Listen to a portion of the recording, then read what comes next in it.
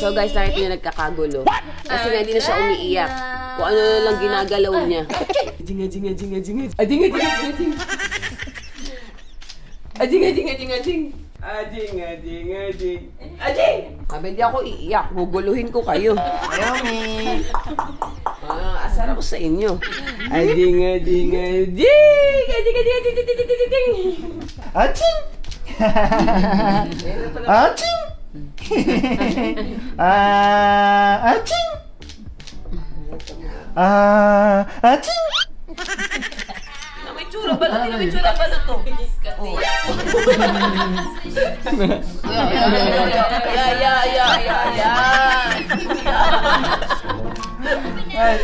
Nangiinis.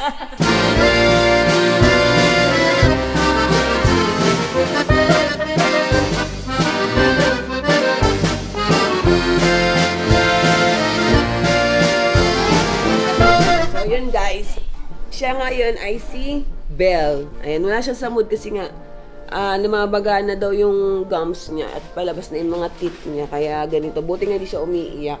Dila lang siya ng dila. O, ayan o. Aso yarn. Pang ano niya na to, pang 9 months. O, magbabay ka na nga. Ayaw mo eh. Nagigil ako sa iyo eh. So, yun guys, ang nag-photoshoot ulit sa amin. Siyempre, walang iba kundi ang Happy Pink.